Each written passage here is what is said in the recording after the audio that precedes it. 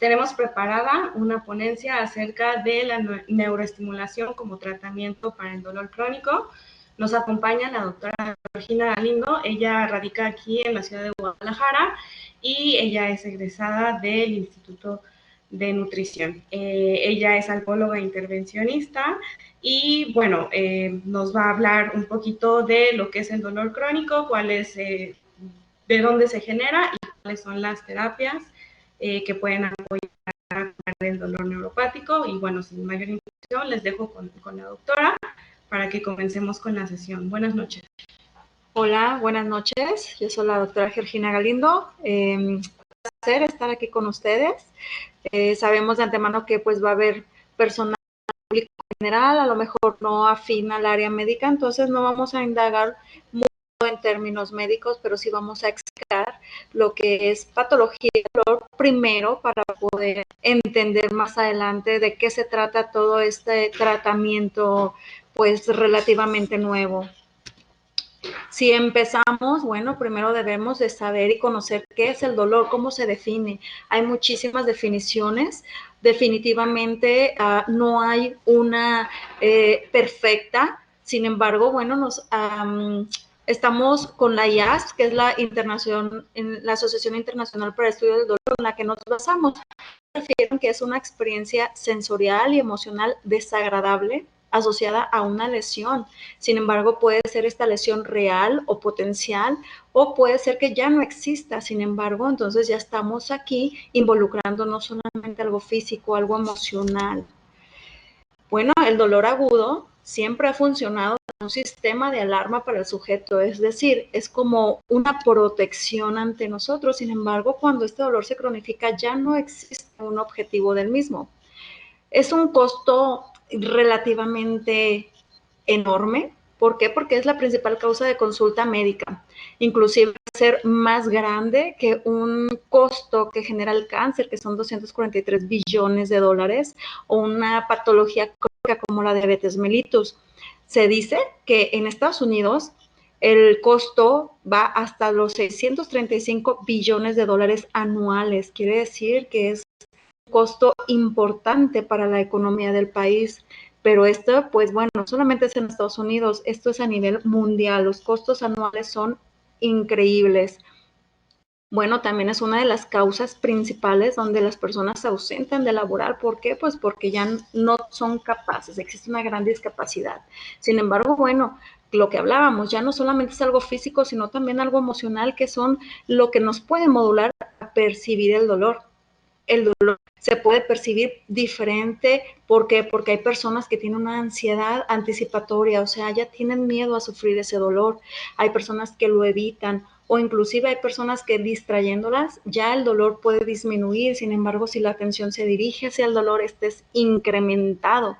Sin embargo, bueno, también sabemos que hay cierto tipo de memoria selectiva para el dolor, es decir, que puede ocurrir que en la infancia tuvieron algún antecedente del dolor y, bueno, en la parte adulta el dolor también ya se está modulando.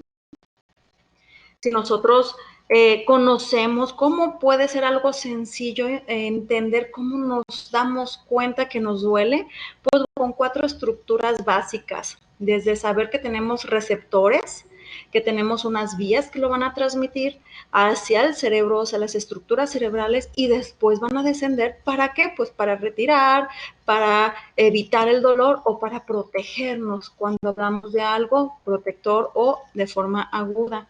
Cabe recalcar que, bueno, esto se va a perder cuando se cronifica.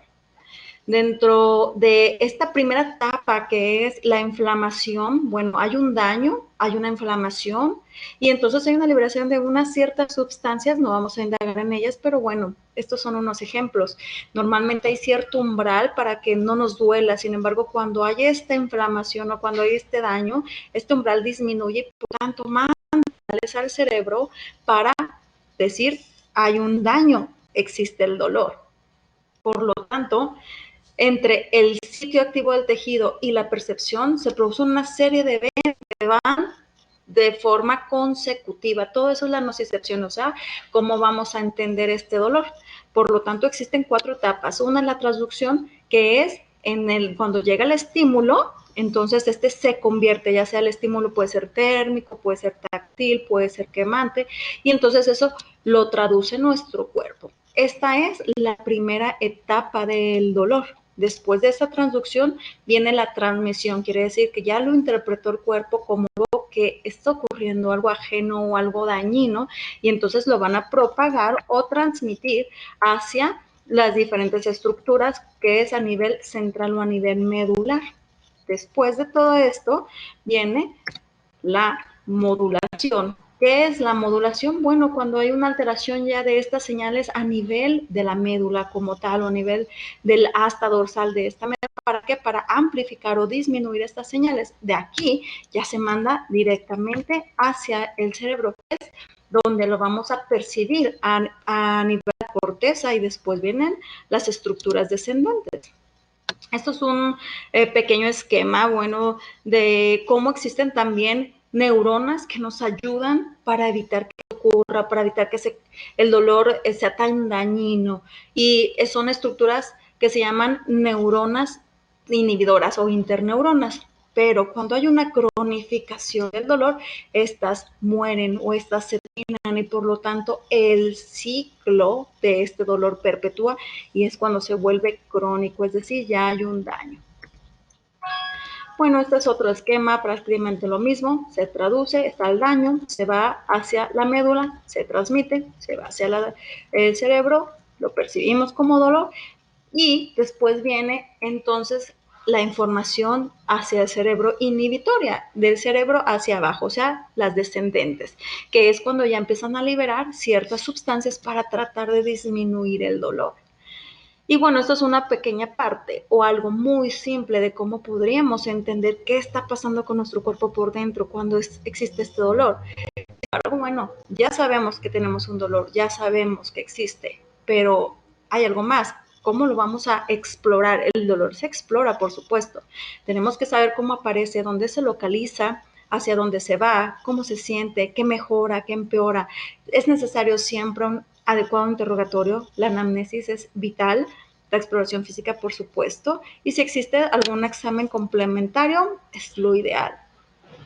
Y bueno, el dolor se puede clasificar, y nosotros lo utilizamos, esta clasificación, ¿para qué? Pues para saber qué tipo de tratamientos vamos a dar. El dolor solamente vamos a hacerlo muy sencillo, muy simple en esta ocasión. ¿Es agudo o es crónico? Agudo, actualmente se está hablando que es menor a 3 meses de duración, y crónico cuando es mayor a 3 meses, es decir, cuando ya tenemos un dolor constante por 3 meses, ya estamos hablando que ese dolor ya no es sano o ya no es benéfico para nosotros o para nuestro cuerpo. También existe otro tipo de clasificaciones, como son el pronóstico, digamos, mortal o no mortal. También está de acuerdo al mecanismo que lo está pasando, que le está ocurriendo a este dolor, que puede ser nociceptivo y se divide en somático y visceral, y el neuropático, y por supuesto hay una pequeña cantidad, pero sí existe el dolor psicógeno. Nosotros nos vamos a enfocar un poquito en el dolor neuropático. ¿Por qué? Porque es donde vamos a actuar con este tratamiento, que es la neuromodulación. Y bueno, existen patologías asociadas de acuerdo al dolor. Entonces, si sabemos ya primero, de primera instancia, que es un dolor agudo, bueno, entonces vamos a saber qué está pasando. ¿Qué es lo más probable? Pues a lo mejor algo posquirúrgico, alguna quemadura, algún espasmo visceral, alguna condición médica aguda como un infarto, por ejemplo. Si estamos hablando de un dolor crónico, bueno, descartamos todo lo anterior, y entonces nos vamos a ver a otro tipo de enfermedades, como son oncológicas, por ejemplo, o incapacidades degenerativas, o alguna ciatalgia, lumbalgia, cervicalgia, artritis, osteoartritis, o síndromes de espalda fallida, lo tan común como la neuropatía diabética, neuralgias posherpéticas, en fin, una gran cantidad de síndromes dolorosos que existen. Y bueno, ¿qué es el dolor neuropático?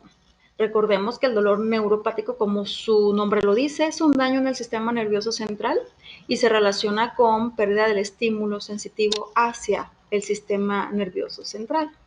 Son lesiones tanto del periférico o del central, y puede desarrollarse y persistir en ausencia de un estímulo evidente. El síntoma, pues en general es muy diferente de persona a persona. Hay una clasificación, hay un interrogatorio especial, sin embargo, la gran mayoría de las personas lo van a referir como algo doloroso, quemante, toque eléctrico, inclusive hormigueo, calambres o inclusive el roce de la ropa o el agua molesta. Los síntomas son muy variables. Y pues para poderlo diferenciar, pues aquí hay un esquema un poquito, lo quise hacer un poquito sencillo, ¿para qué? Pues para que nos demos idea de qué está ocurriendo. Por ejemplo, el estímulo nociceptivo, es decir, lo que vimos al principio, en algo somático es evidente, en el algo neuropático no lo es, no hay un estímulo obvio como tal. En el dolor somático, la localización es muy bien localizada, a excepción de algo visceral, pero en el neuropático es completamente difusa. Las características del dolor somático es muy similares entre los pacientes, los que le comentaba. En el neuropático no, en el neuropático las características son muy diferentes entre personas. ¿Qué va a pasar con los tratamientos? Bueno, a nivel somático son muy buenas las respuestas de los opioides, pero en nivel neuropático el alivio es parcial. Por lo tanto, el tratamiento es muy complicado y esa es la razón por la cual estamos aquí, para tratar de mejorar este dolor y para dar alternativas. El dolor neuropático existen, bueno, muchas causas, como lo demuestro aquí en este cuadro. Bueno, puede ser, de acuerdo a la localización, podemos encontrar diferentes tipos de etiologías de este dolor neuropático, de acuerdo a su distribución o de acuerdo a algún otro, inclusive algún déficit vitamínico, metabólico como la glucosa, traumático, en fin, una gran variedad de patologías que nos pueden dar este tipo de dolor. Y pues no son pocas las personas que sufren este dolor, aproximadamente 50 millones de personas en Europa pues lo sufren. En México es aproximadamente una cantidad similar, sin embargo las estadísticas pues no son muy específicas, por eso nos vamos con bibliografía pues de otros lados. Sin embargo, bueno, un aproximado refiere que el 2% de la población general de Latinoamérica sufre de este dolor neuropático y pues 2% es bastante si lo hablamos en millones de personas. Y se asocia pues con depresión, ansiedad y trastornos del sueño por la dificultad de su tratamiento y por la dificultad de su respuesta al tratamiento farmacológico.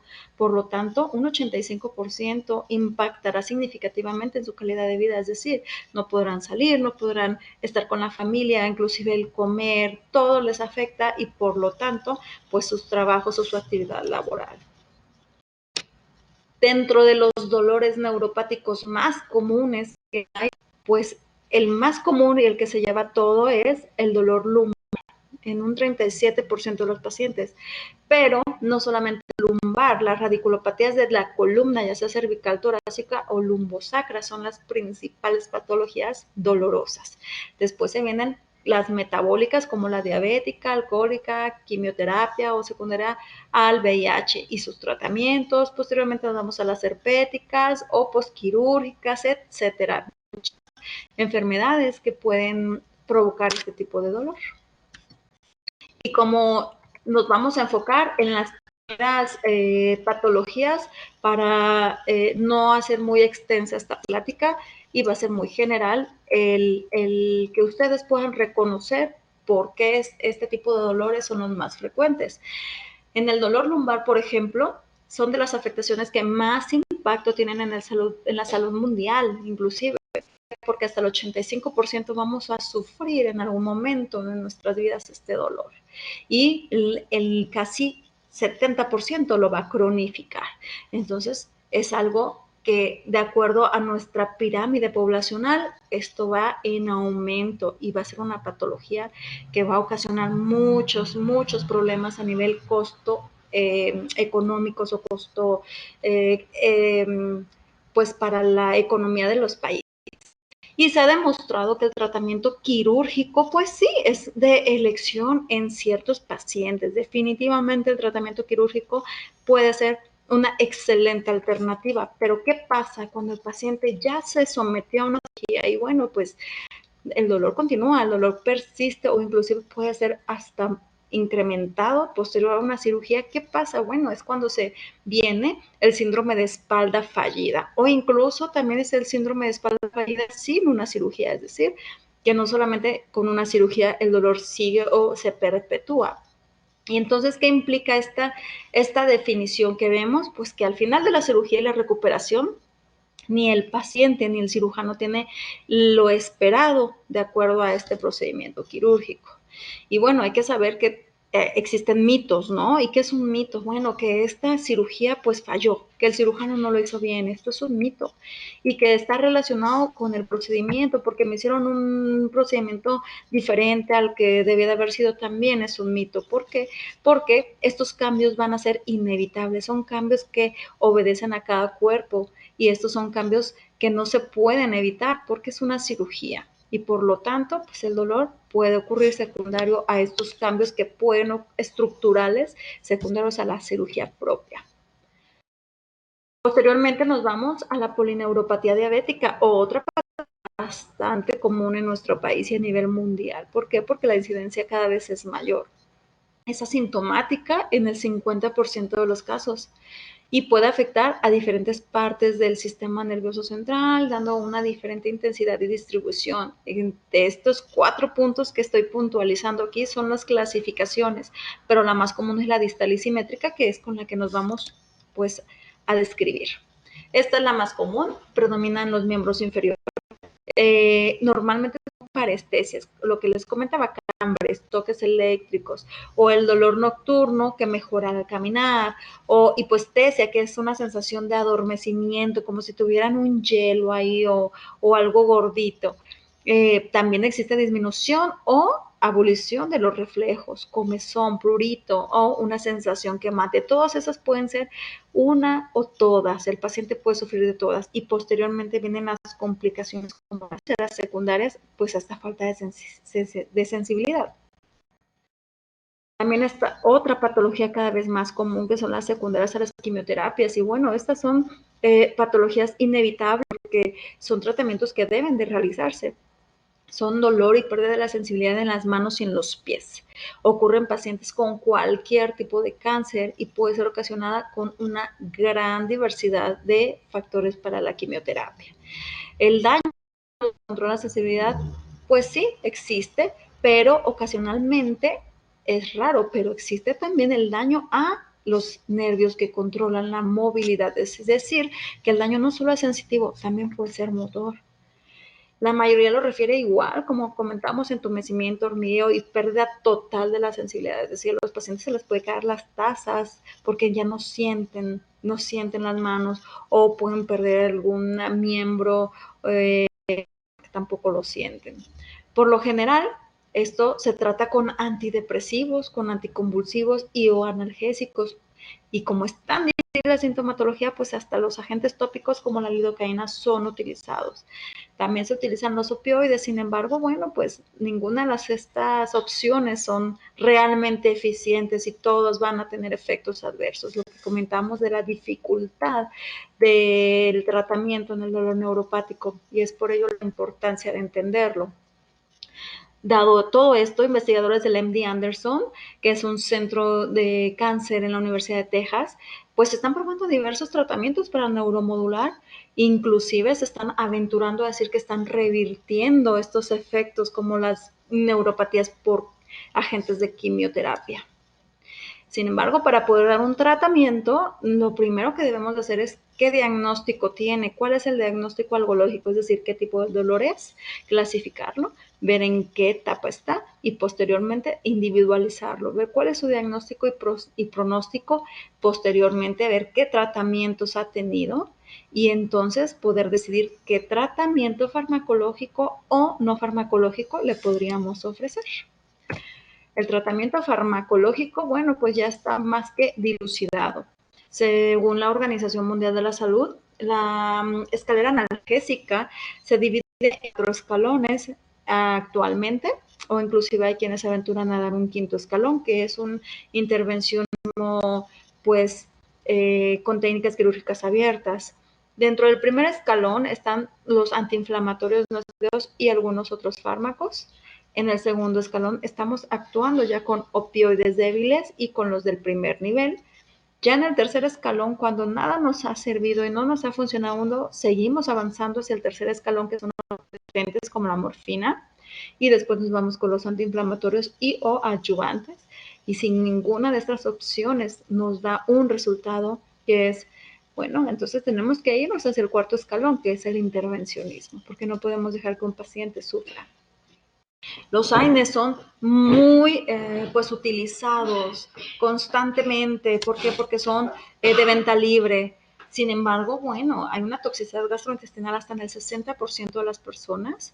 Está el sangrado tubo digestivo alto, úlceras y perforaciones están en 40% y se reportan muertes hasta 16.500 por año. O sea, no es nada mínimo, no es nada que dejara especulaciones. Existen las alteraciones de los fármacos. Posteriormente siguen los opioides. Sin embargo, bueno, hay que tener precaución porque como estamos hablando de dolores crónicos oncológicos, bueno, las personas pueden darle un mal uso o inclusive caer en alguna adicción o efectos adversos secundarios a su uso crónico, como la náusea, el vómito, el estreñimiento o la sedación. Inclusive puede haber muertes. Por lo tanto, entonces, si ya no nos sirvió nada de nuestros 3 escalones previos, como ocurre en el dolor neuropático, entonces tenemos que irnos al cuarto escalón del intervencionismo, porque la Organización Mundial de la Salud lo vio que es muy difícil controlar este dolor, hizo este cuarto escalón que lo dividió a sí mismo en 3 escalones más, donde empezaba por alguna infiltración o por la radiofrecuencia, que son procedimientos de mínima invasión. Posteriormente, si no funcionaban, se iban a otros, como la neuroestimulación, que es lo que nosotros vamos a ver, y como etapa final, los opioides intratecales. ¿Y por qué la etapa final son los opioides intratecales? Porque la OMS se dio cuenta que lo ideal es utilizar los opioides al mínimo posible cuando es un dolor crónico no oncológico por la probabilidad de adicción, ya que ahorita es un gran problema a nivel mundial. Y entonces, ¿qué viene? Bueno, el neuroestimulador medular, que es un tratamiento que no es nuevo desde los años 60. Ya se viene usando. Sin embargo, bueno, se está dando un auge, se está dando más importancia actualmente. ¿Por qué? Porque ya se está demostrando cada vez más y los médicos están viendo los resultados espectaculares que tienen.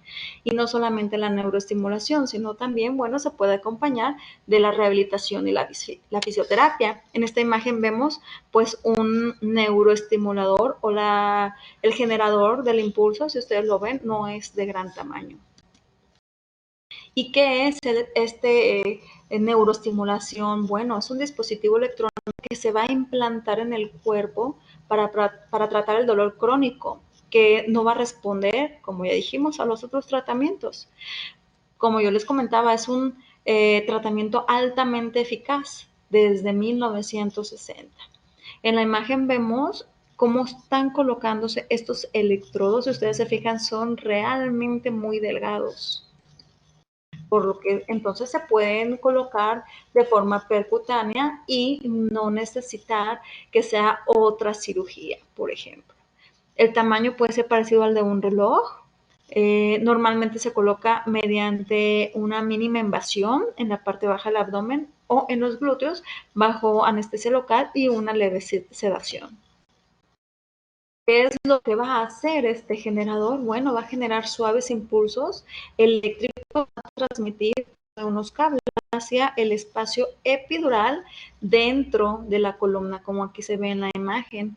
Estos impulsos van a ser interceptados para captar estos mensajes del dolor antes de que lleguen al cerebro. O sea, van a interceptar al dolor, no lo van a dejar pasar y por lo tanto el cerebro no se va a percatar de que existe este estímulo doloroso.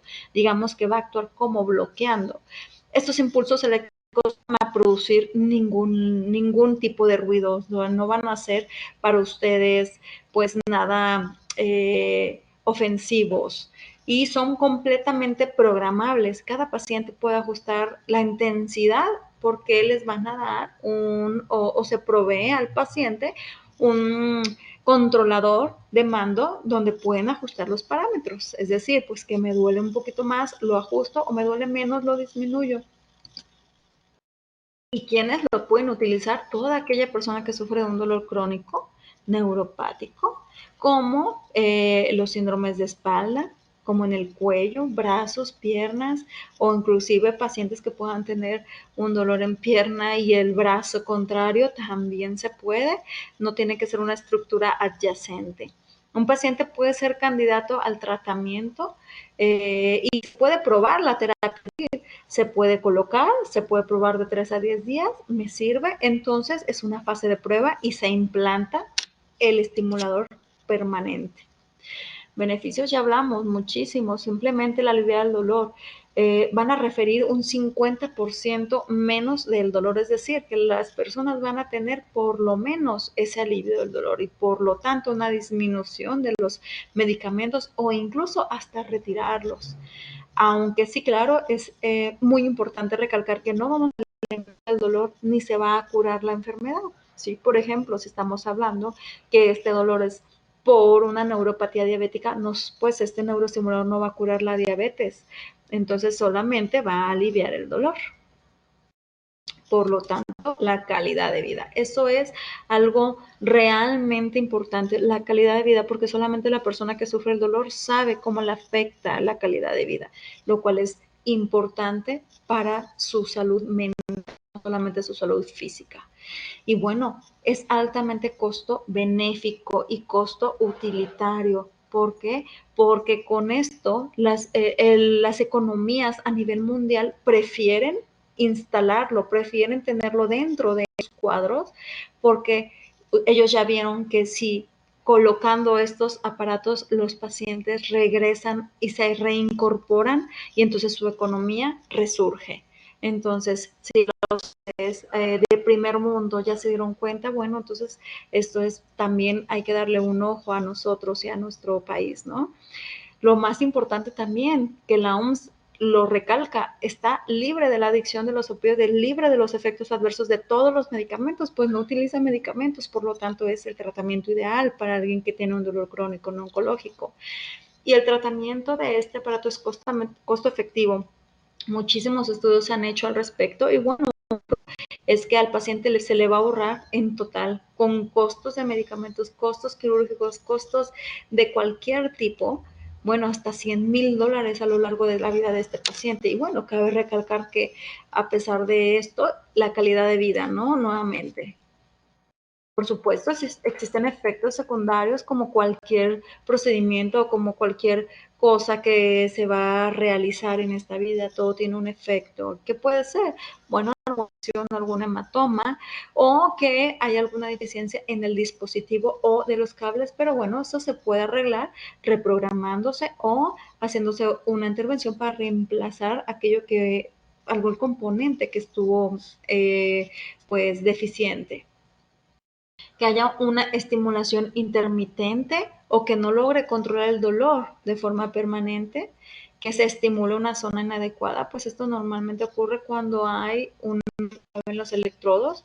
Actualmente pues hay muchas estructuras que el aparato mismo tiene para poderlo colocar y que no se mueva. Sin embargo, bueno, pues existe la posibilidad. Alguna molestia desencadenada por la neuroestimulación cada vez menor porque existen unos nuevos aparatos que ya ni siquiera ocasionan ninguna molestia. Y puede haber dolor en el lugar de la implantación, pero bueno, esto puede ser pues algo agudo, como hablábamos, este es un dolor agudo que se va a remitir. Y propios problemas ya del funcionamiento del dispositivo que igual, lo que mencionábamos, se cambia. Es una imagen donde, si ustedes ven, la incisión es realmente muy pequeña, es por un acceso paraespinoso, se coloca primero la aguja especial, luego se mete el catéter, se ve por medio de fluoroscopía, comprobamos que esté adecuadamente colocado y lo que les se fijan, en la quinta imagen, que es la inferior de la izquierda, está fijado con unas suturas. ¿Para qué? Para evitar que se muevan. Antes se movían un poquito más, pero ahora los nuevos dispositivos ya traen un sistema altamente efectivo para evitar que esto ocurra. Posteriormente, se tunelizan los electrodos, se cierra la herida y se implanta el generador. Y el generador, si ustedes lo ven, pues está más pequeño que una palma de una mano o como un reloj un poco más grande que un reloj. Se implanta el generador y se termina el procedimiento. Es la razón por la cual les digo que solamente con anestesia local y sedación lo realizamos. No sé si hay alguna duda hasta aquí. Ok, la pregunta dice de parte de Irving Chávez, ¿qué porcentaje de eficiencia se tiene al usar opioides en el dolor neuropático? Ok, pues tenemos un 30% de efectividad para aliviar el dolor neuropático con los opioides. Es la razón por la cual se incrementa y se incrementa y se incrementa la dosis sin tener un alivio efectivo, pero sí los efectos secundarios que hablábamos. ¿El tratamiento farmacológico del dolor incide en la actividad motora del paciente? Es otra pregunta de Irving Chávez. Ok, creo entender que si el tratamiento va a afectar la actividad motora del paciente, sí, porque tenemos efectos secundarios de los mismos que nos impiden a realizar actividades y que sí pueden ocurrir a lo mejor temblores finos o que puede tener mareos, entonces sí podemos tener alteraciones en la actividad. Si el estimulador suprime los impulsos dolorosos en el espacio epidural, ¿se tiene alguna mejoría física en el paciente para evitar que se siga produciendo el estímulo doloroso? Es una pregunta de Carlos Lara. Así es, sí, el estimulador va a suprimir estos estímulos dolorosos o este impulso doloroso y por lo tanto el paciente puede hacer cualquier actividad física, puede reincorporarse a sus actividades cotidianas, hacer ejercicio, nadar, todo lo que pueda hacer y ya no le va a producir dolor, lo que antes, no sé, vamos a poner un ejemplo, agacharse ocurría dolor, ya con esto ya no lo hace, ya no ocurre el dolor. Ok, aquí vienen nuestros personal experto en los estímulos o en los parámetros, que son los encargados de responder esta pregunta. Nos dice que cuáles son los parámetros de estimulación iniciales que usan en un síndrome doloroso regional complejo.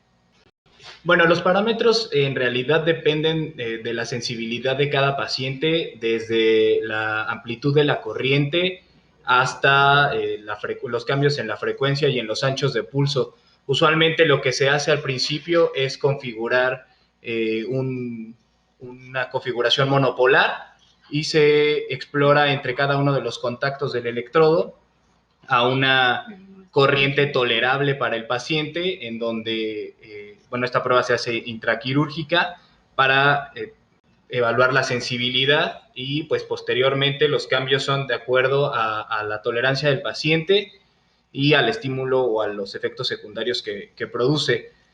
Actualmente con los nuevos equipos, especialmente con la onda Burst de Abbott, lo que logramos hacer es disminuir los parámetros o las intensidades de las corrientes, lo que nos permite ahorrar energía y al mismo tiempo eliminar por completo la parestesia en los pacientes que sufren de dolor.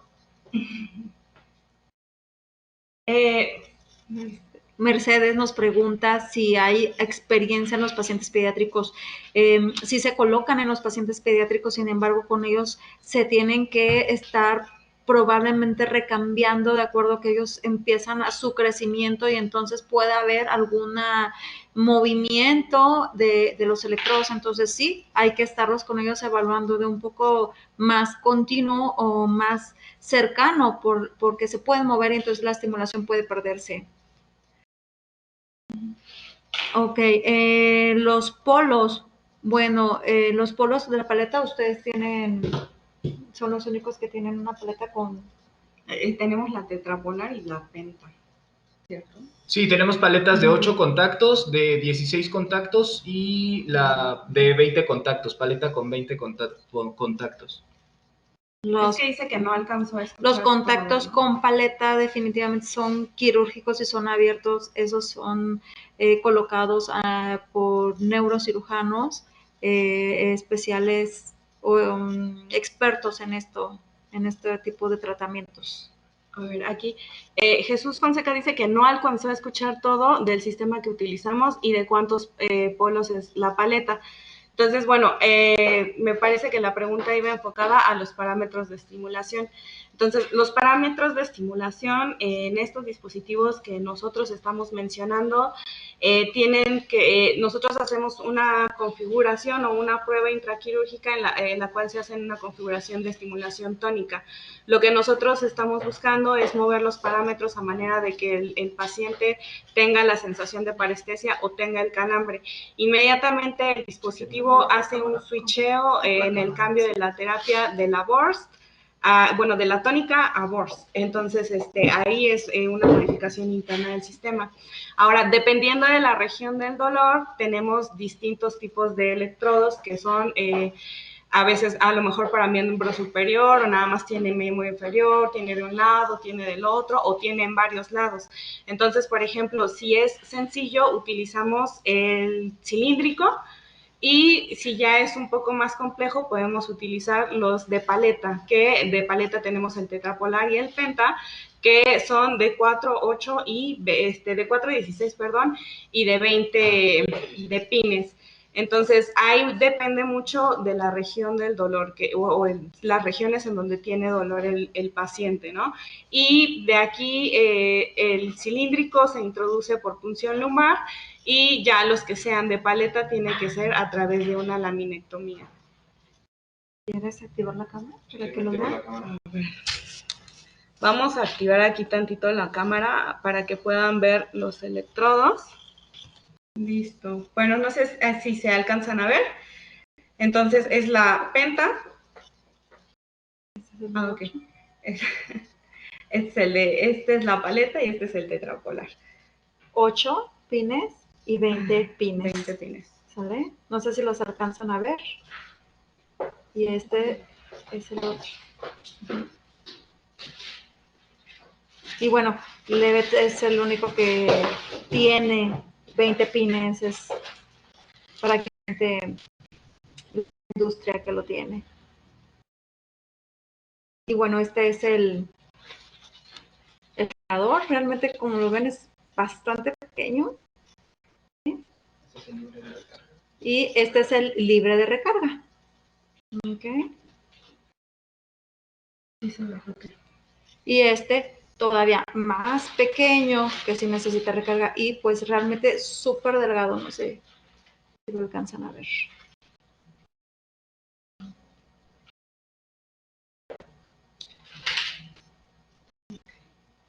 Listo. Ok, entonces, si no hay más preguntas.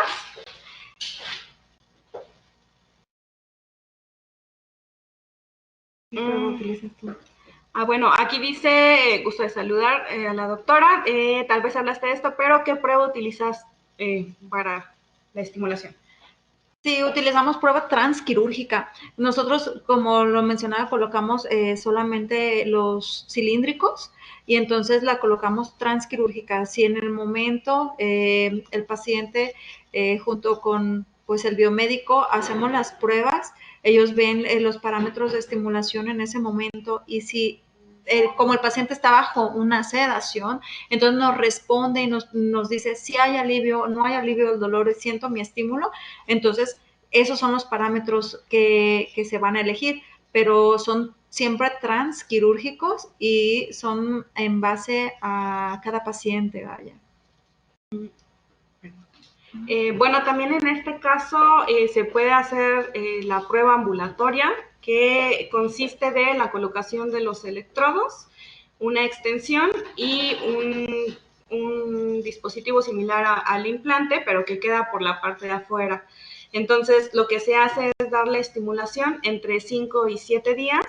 Si el paciente, porque como comenta la doctora, durante la cirugía pues están bajo sedación, entonces durante esos días ya determinamos si la terapia está funcionando de manera adecuada. Ahora, también aquí hay que recordar que en algunos casos podrá ser una reacción muy favorable, pero en otros casos solo se aliviará un porcentaje del dolor y entonces pues ya determinarán los pacientes si les es conveniente o si les cura pues el tema que tienen. Y tenemos otra pregunta, dice, ¿cuántos casos de hematoma epidural secundario a colocación del estimulador hay descritos? Muy pocos, en realidad es menos de 1% la incidencia. Realmente existe más cuando hay alguna patología previa con pacientes anticoagulados, pero sin embargo, si tú tienes tu valoración, pues no, la verdad es que está descrito, pero es mínimo. ¿Alguna otra pregunta? No, cualquier cosa, pueden comunicarse a través del mail. No sé si se puede poner.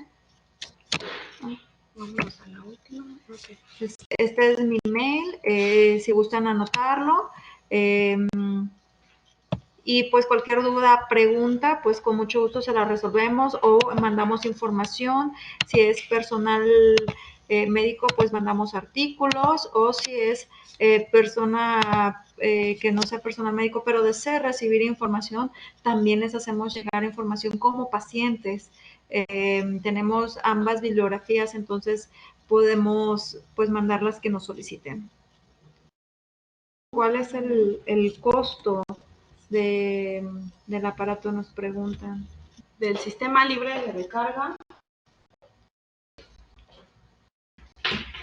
El costo también va a depender del tipo de electrodo que se seleccione para cada uno de los pacientes, porque evidentemente cada uno de los electrodos tiene un costo diferente, siendo el más costoso el penta y el menos costoso el cilíndrico. Pero el precio oscila más o menos entre 500 y 600 mil pesos. A veces puede menos, dependiendo el electrodo como se viridiana, pero si se hace en una sola ocasión o si no hay, si ya estamos completamente seguros que va a funcionar, a lo mejor puede ser sin pruebas, no sé, o sea, puede ser inclusive menor. Sería todo. A sus órdenes para enviar cualquier tipo de información, si es que la regan, con mucho gusto. Y pues agradecemos a la compañía también por habernos invitado, y pues realmente soy muy una fan de este tratamiento porque lo he vivido, que ha funcionado, y sabemos perfectamente que existe un alivio para estos pacientes. Vamos a proveérselos. Muchas gracias. Bueno, sin más, les damos las gracias y que tengan buena noche.